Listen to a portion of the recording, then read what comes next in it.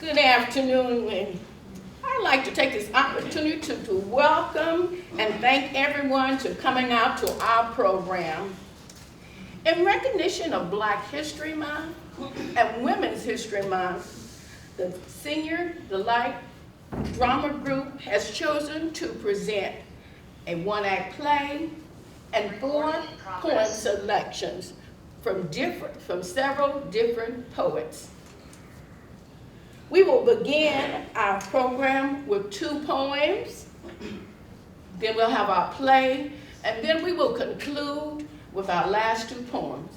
We will also have our remarks by our drama coordinator and the introduction of all our participants. Please now sit back, get comfortable, and mute your phone or turn it off so that you may enjoy the presentation today. Thank you again and welcome.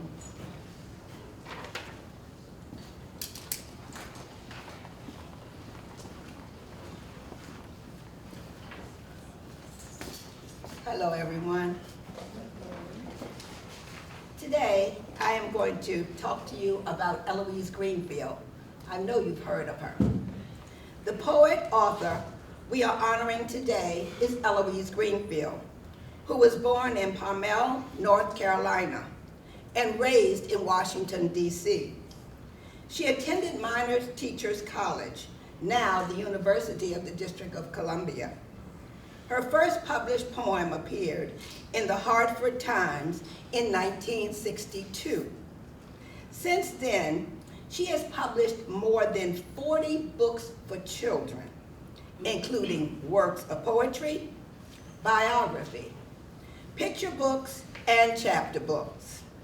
Literary critics have praised Greenfield's work for its depiction of the African American experience, especially in the area of family life.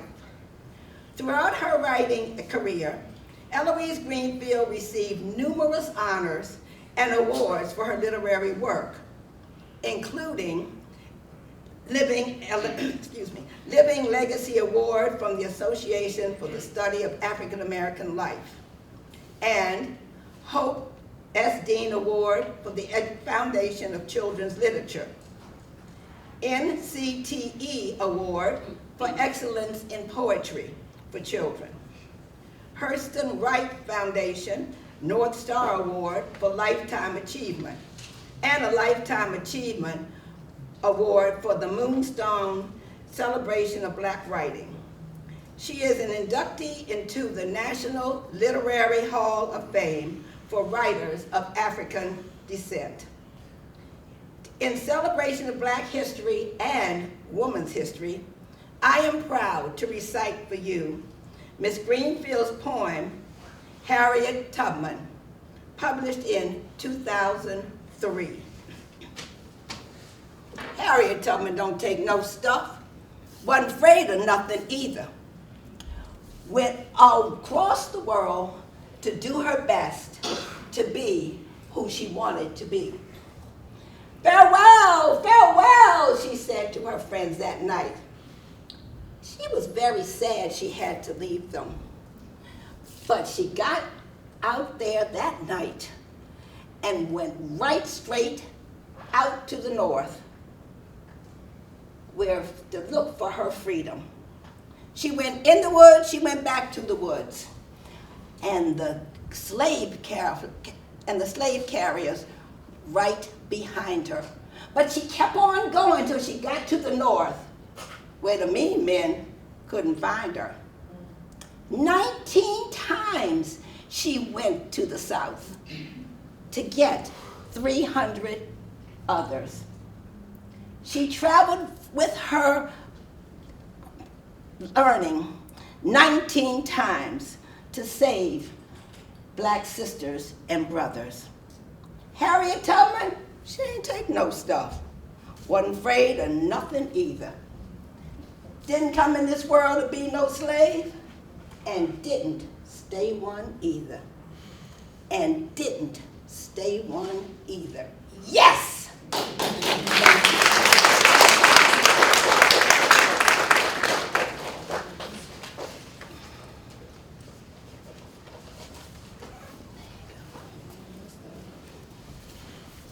Good afternoon. My name is Leah Ward Sears, and I am an American jurist and a former Chief Justice of the Georgia State Supreme Court. I was the first African American to be appointed a Superior Court judge in the state of Georgia. I was the first woman and the youngest person so far to serve as a Supreme Court justice in the state of Georgia. It is my pleasure to be here today to present to you one of my favorite poems, For My People by Margaret Abigail Walker. Margaret Abigail Walker was born in 1915 in Mobile, Alabama. In 1925, her parents relocated to New Orleans, Louisiana, where she finished high school and attended New Orleans University, which is now Dillard University, for 2 years. Acclaimed poet Langston Hughes encouraged her to complete her education in the North, so she transferred up to Northwestern University in Illinois. There she completed her education and received a Bachelor's of Arts degree in English in 1935 at the age of 19. In 1937, she published her first poem, For My People. In 1943, she published her first volume of verse and also became the first African American woman to win a National Writing Prize. In 1998, Margaret Abigail Walker was inducted into the African American Literary Hall of Fame. And in 1998, in November, Margaret Abigail Walker died at the age of 83. And now it is my honor to present to you For My People by Margaret Abigail Walker.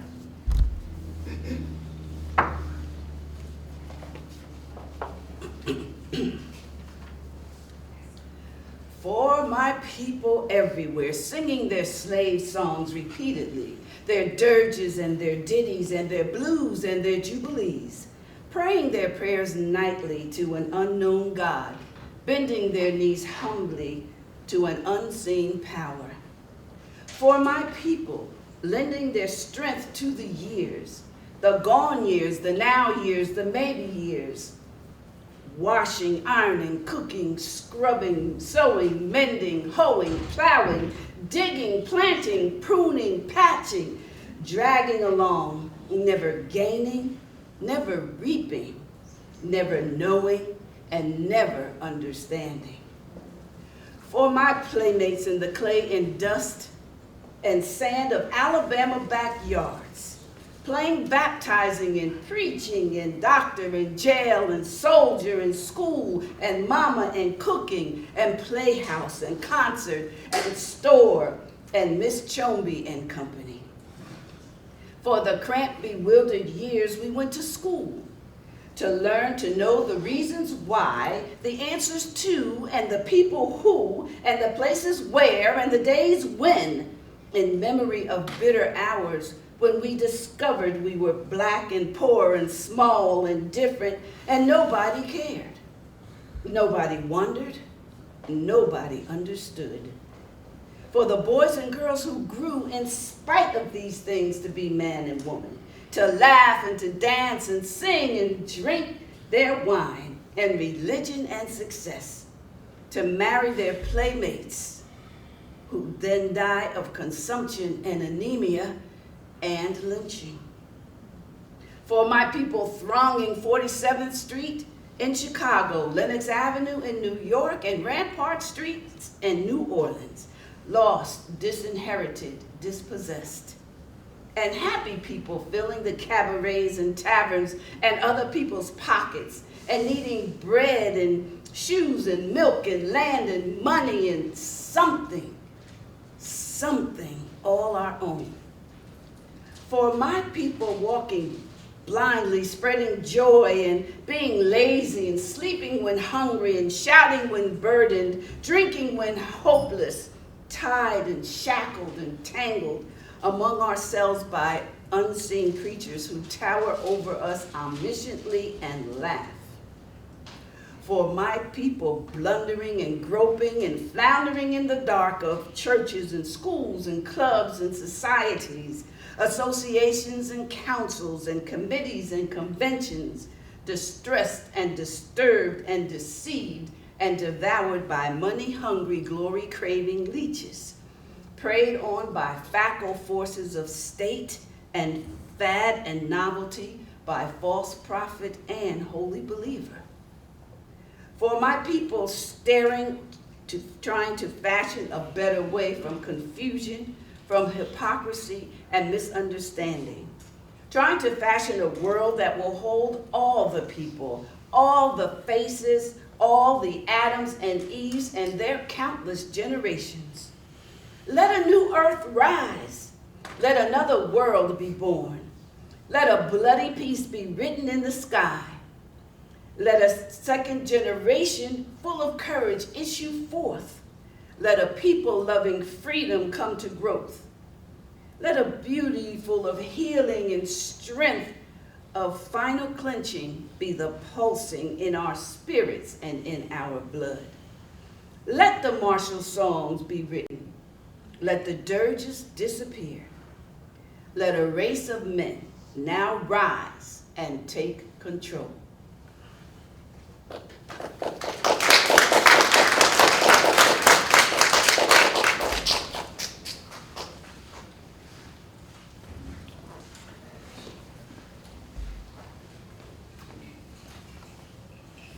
Good afternoon. Before we begin our play, I'd like to give you a little bit of an introduction. The play is entitled The Church Fight. It was written in 1925 by Ruth Gaines Shelton and won her second place and $40 in the Crisis Magazine Literary Contest Drama Division. It's a religious allegory. The characters in this play symbolize abstract categories: investigator, Judas, meddler, instigator, experience, take it back, and two-face.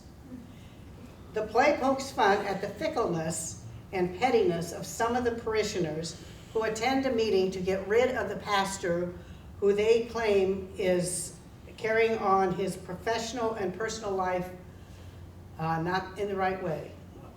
The tone of the meeting is short-lived once the uninvited parson unexpectedly arrives at the meeting. The parishioners quickly change their minds and end up giving the parson a solid vote of confidence. Although the church fight is short, it abounds in humor and a funny script with universal characters and ideas. The play opens just before the meeting attendees begin gathering at Sister Sapphira's house. We hope you enjoy Ruth Gaines Shelton's one-act play, The Church Fight.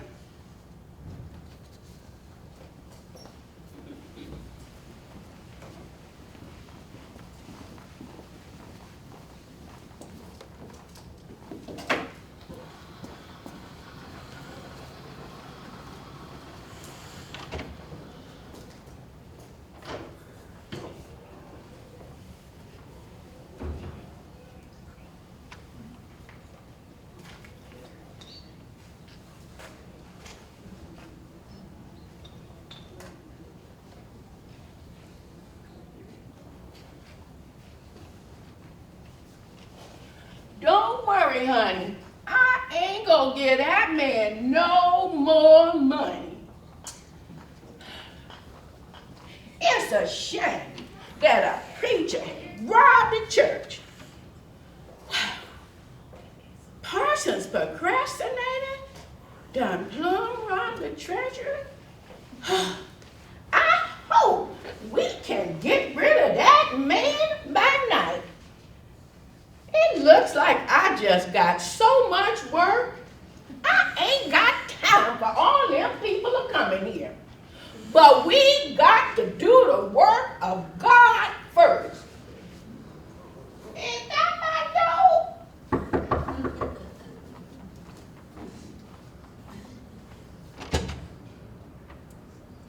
morning. Y'all here before I can get my house cleaned up. But come on in. It looks like you mean business. Good morning, Sister Instigator.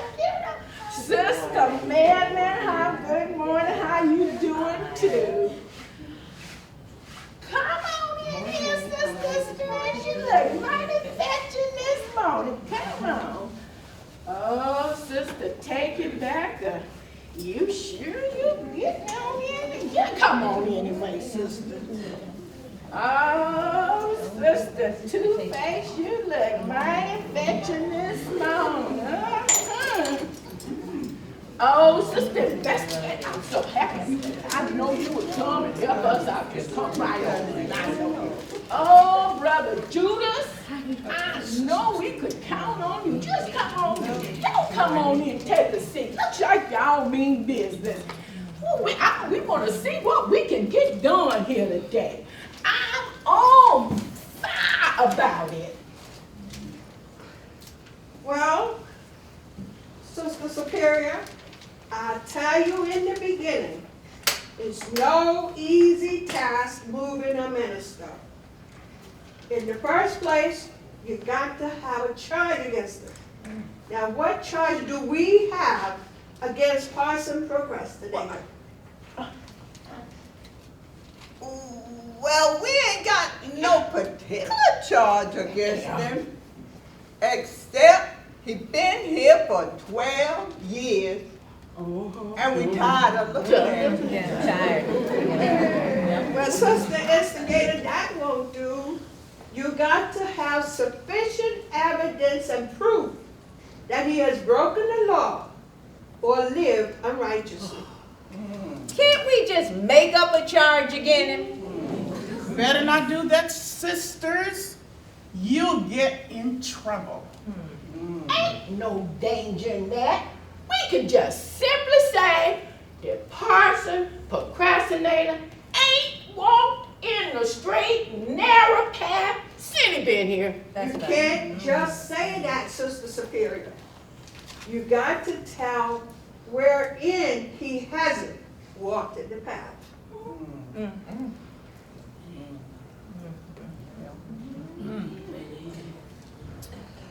Well, I want to tell you the truth, Sister Investigator. You know I know him. He and I have been friends arm in arm since he's been here. But he's a crooked sort of fellow.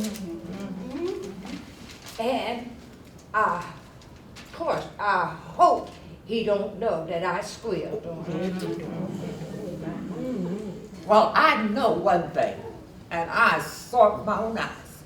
I saw Parson Procrastinator hold to Sister Holy's hand so long that Sister Two-Face had to speak to him about it. Now that's, you know, I've been watching those two myself for a while. You know, Sister Holy, she the one who gave him that gold pencil. Sisters, you all better have listened to me.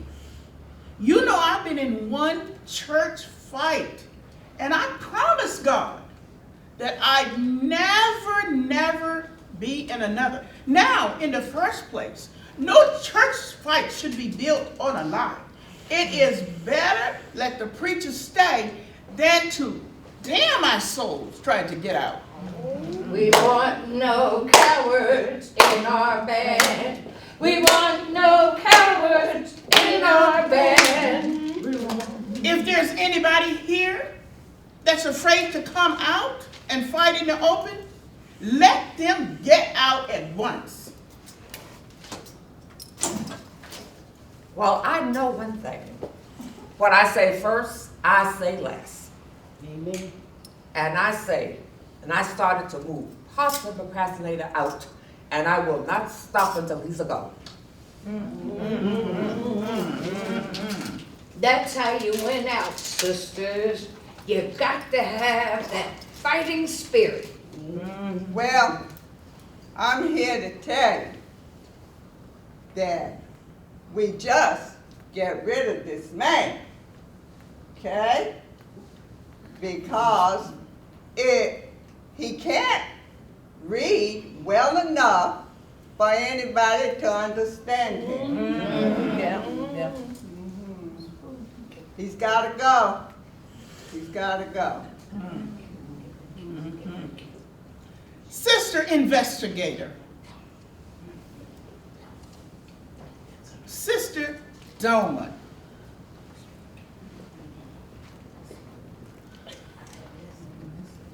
Well, I tell you, I've listened carefully to every word you said, and I ain't yet heard no real reason to ask Parson Procrastinator to go. Sister Investigator, I wish to drop this word of warning. When I was in a fight with Parson Hardhead, some of the sisters told so many stories to the bishop for he had to put them out of the church for lying. Now, I don't think we should tear the church into pieces just to get the minister to go. Well, you might be right, Sister Experience. But if he ain't going to do what's right, we need to get rid of him quick, fast, and in a hurry. What? It looks like Sister Experience ain't with us in this fight. I ain't never been in a church fight before, but I'm in this one heart and hand. Well, you know what? We need to find out where Parson Procrastinator got that $7,000 to purchase that house on 6th Street. Uh-oh. Oh, yes, I forgot that. It seems funny. Us poor creatures can hardly get a crust of bread to eat.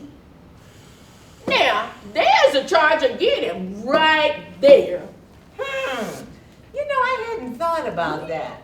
You know, that is a good charge against him. What is that, Sister Medla? Well, she said he bought a house on 6th Street and paid a lot of money. Spot cash. So what you gonna do about it?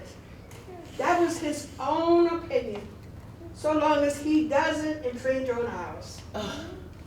But that could be a charge against him. That gives a bad name to this church that have the parson flashing money around like a rich man. Where'd he get that money anyway? I know it wasn't from Morning Baptist Church, because we only pay him $10 a week. He don't deserve $5 a week. Yeah, honey, that's right. Sisters, here come Brother Procrastinator now. What? You get look how he's dressed. Who invited him? Who told him? Did you tell him? Hurry, let's see what he wants. Okay, let's bring him on, see what he wants. Come in, Parson Procrastinator. Thank you, Sister Investigator. Glad you came. I just got back from conference and heard a church fight was going on again, and that they didn't want me to come back again another year. Well, now I'm here. So what charge have you all got against me? Well, I just told them, Parson Procrastinator, they would have to have a charge against you. That is correct. Now, let me see who's all here. Let's see. Oh, there's my old friend who will die by me, I know. Ain't that so, Brother Judas? Yes, Brother Procrastinator, you know you can always depend on me. Parson Procrastinator, you know that I am your friend. there's no charge against you. But they said there's a charge against them. What? Had a charge against me? Well, who was it who said so? It wasn't me, Parson Procrastinator. I never seen nothing wrong out of you. I never said a person. Well, somebody must have said it. Look it up in the minutes, Sister Investigator. Well, I know who said it, because I was looking in their mouth when they said it. Well, I ain't got no charge against Parsons Procrastinator because I don't know nothing about him. Except something good. Yeah, Parson Procrastinator, you look mighty fine to me since you came from that kind of mighty fine. And we's all just crazy about you. Well, it says here in the minutes that you bought a $7,000 house on 6th Street. But I failed to put down who said it. Oh, so that's it, is it? Well, I want the one what said it to get right up and tell me why they call it a charge against me. well, I never said it. But I know who did. But it ain't none of my business. Oh, yes, it is your business, Sister Experience. You know from past experiences what it means to be in a church fight. Now, I want the one what said it to own it. It was Sister. Well, that will do, Sister Medlin. We want the one what said it to speak for herself. And if she can't say last what she said first, then she is a prevaricator by the law. Now, Sister Investigator, since nobody will own the charge against me, I want you to scratch it out. Just scratch it out. Scratch it out. And I want all those that's for me to stand. And Sister Investigator, I want you to count. Well, all that's in favor of Parson Procrastinator staying with us another year, stand.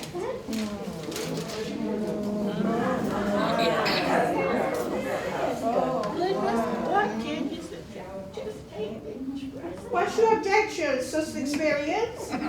Well, I was just sitting here counting all of these liars. Well, the vote is carried. And if it is carried by liars, then just put it down, Sister Investigator. And I will meet you all y'all, at prayer meeting on Friday night. Yeah, Pastor. Right there. Yeah, Pastor. Yeah, Pastor. Friday night. Prayer meeting. Yeah, Pastor. Yeah. I like it. Oh, wonderful, wonderful. Yeah. Ain't he a wonderful man? He is a wonderful man, y'all. We ain't gonna never find out nothing like him. He's a great man, and we can't do without him. And that's what I said in the first place. The trouble with our people, we never stop to think. Sisters, No. That's just it, Sister Sapphira. Now, I thank God I never said a harmful word against that man in my life. All of you ought to be ashamed of yourself. Keeping up all this fuss and then denying it, well, that's okay. I'm going to tell Parson Procrastinator everything. Now, Sister Madeline, now, Sister Madeline. Don't be Madeline now. I'm glad I ain't said a word again. I love the man myself. Y'all know how much I love him. And I'm the one who gave him that gold pencil. Not Sister Holly. But I didn't tell none of y'all nothing about it. Sisters, let's just go home before we defy the law anymore. Yes. Yeah, just go home. Yes. Yes, well, all stand, please. Lord, Yes. smile down in tender mercy upon those that have Smile lies. down. Smile Smile down. down. Smile Yes. And those who have not lies, close their lips. Close the lips. With Yes. the Close them. seal of forgiveness. Yes. Open their lips with the rod of obedience. Yes. Obedience. Obedience. Fill their Be obedient. ears with the gospel of truth. Truth. Yes. Lord, we want to tell the truth. And direct person procrastinators' feet towards the railroad track. Railroad track. Yes. Railroad track. Amen. Amen. Amen. Hit the road, Jack, and don't you come back no more, no more, no more, no more. Hit the road, Jack, and don't you come back no more. What you say? Hit the road, Jack, and don't you come back no more, no more, no more, no more. Hit the road, Jack, and don't you come back no more.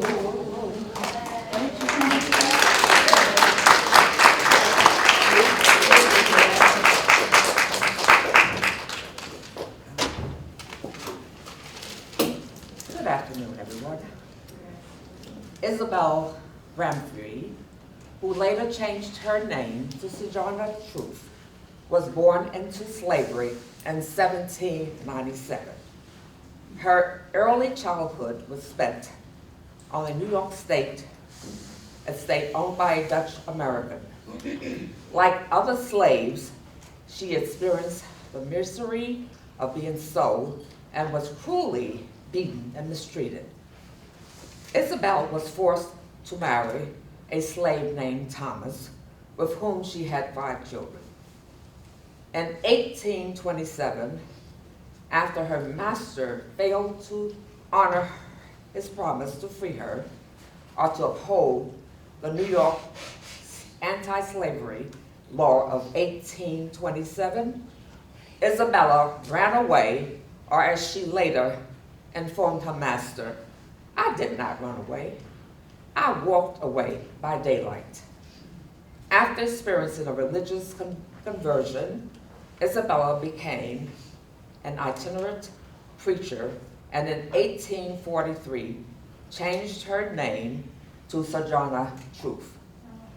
During this period, she became involved in the growing anti-slavery movement, and by the 1850s, she was involved in the women's rights movement as well. At the 1851 Women's Rights Convention in Akron, Ohio, Sojourner Truth delivered what is now recognized as one of the most famous abolitionist and women's rights speeches in American history. Ain't I a woman? She continued to speak out for the rights of African Americans and women during the Civil War. Sojourner Truth died in Battle Creek, Michigan in 1883. Sojourner Truth has been considered as one of the most powerful advocates of human rights in the 19th century. I shall now recite for you Sojourner Truth, Ain't I a Woman?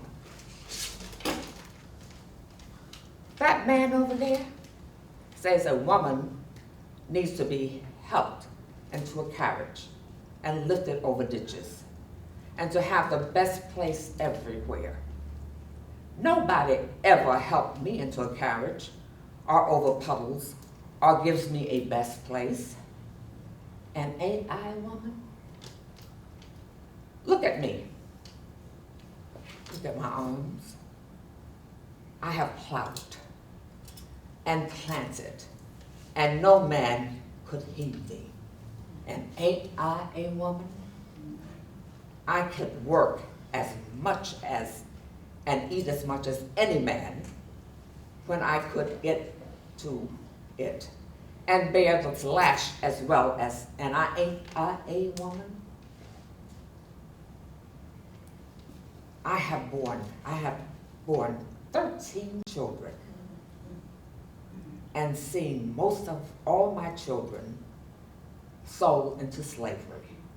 And when I cried out a mother's grief, none but Jesus heard me. And ain't I a woman? That woman in black there says a woman can't have as much rights as a man because Christ wasn't a woman. Where did Christ come from? From God and a woman. Man had nothing to do with him. If the first woman God ever made was strong enough to turn the world upside down, all alone, together, a woman ought to be able to turn it right side up again. And ain't I a woman?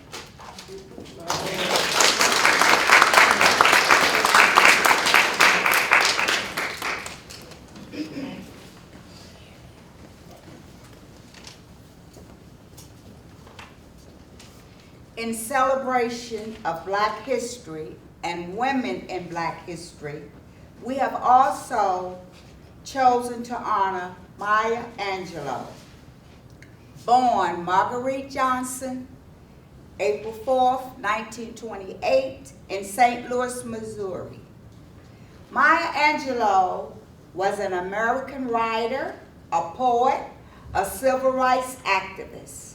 She is credited with a list of poems, autobiographies, plays, productions, and books that spans over 50 years. She was nominated for the National Book Award for her autobiography, I Know Why the Caged Bird Sings. She also received the highest award that's given to a civilian, the Presidential Medal of Freedom, in 2011. The United States Mint, as a part of Women in Quarter series, has depicted Maya Angelou as the first Black woman to be on the backside of the quarter. It was issued January 2022, so watch your quarters. You might see her on the back. Maya Angelou died 2014 at the age of 86. I shall attempt to recite for you one of her famous poems, Still I Rise. You may write me down in history with your bitter, twisted lies. You may trod me in the very dirt, but still, like dust, I'll rise. Does my sassiness upset you? Why are you filled with gloom? 'Cause I walk like I've got oil wells pumping in my living room. Just like moon and like suns, with certainty of tides, just like hope springing high, still I'll rise. Do you want to see me broken? Bowed head, lowered eyes, shoulders dropping like teardrops, wearied of my soul for cries? Does my haughtiness upset you? Don't you take it oh so hard, because I laugh, ha ha ha, like I've got gold mines digging in my own backyard. You may shoot me with your words. You may cut me with your eyes. You may kill me with your hatefulness, but still, like air, I'll rise. Does my sexiness offend you? Does it come as a surprise that I dance like I've got diamonds at the meeting of my thighs? Up from the huts of history's shame, I rise. Out of a past that's rooted in pain, I'll rise. I am a black ocean, leaping and wide, welling and swelling. I bring in the tide, leaving behind the path of terror and fear. Into a day that's wonderfully clear, I rise, bringing the gifts my ancestors gave. I am the hopes and dreams of the slave. I rise, I rise, I rise.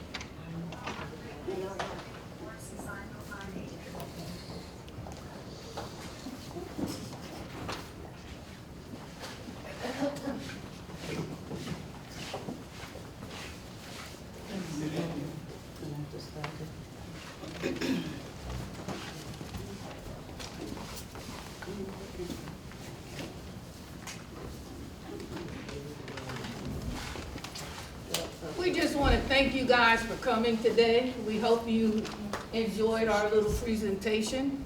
And at this time, I'd just like for all of us to introduce ourselves. We can start down there with you, Lena. I am Lena Lindsay. Greta Fouché, Edwina Ellison. Joyce Patton. Yoli Marshall. Dee Dee Mitchell. Ruby Enoch. Reverend Nellie Mann. Lynn Hubbard, Janice Bratlin, Linda Morton. Doma Culbertson. Wendy Ragland. And again, we just want to thank you so much. Before we end though, we have a special presentation by Yoli Marshall.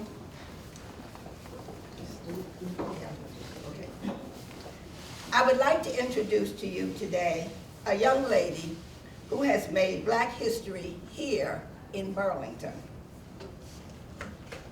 A native of Elon, joined the staff of Elon College in 1981 as an administrative assistant in the Office of Cooperative Education.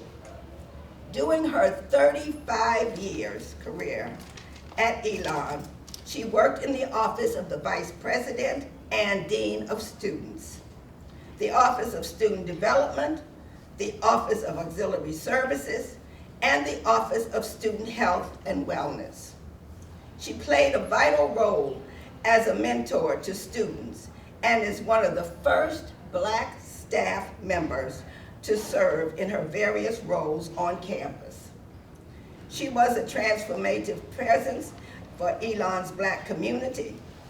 Her dedication and service to Elon University and her impact on countless students and colleagues have been recognized through several university awards conferred on her.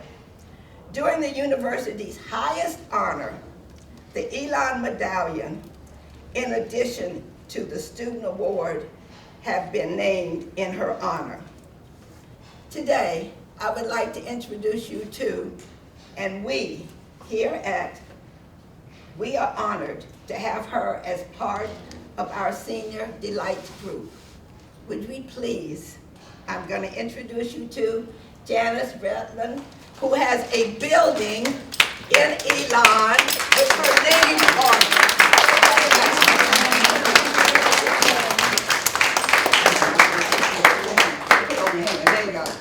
We are so proud of her that she is the only Black in Elon that has a building or anything. She is the first, and we are so proud of her.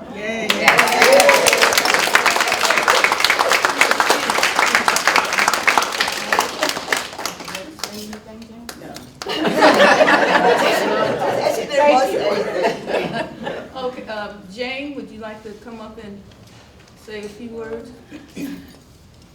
Well, Brittany, you want to come with me? Oh, we forget about Brittany.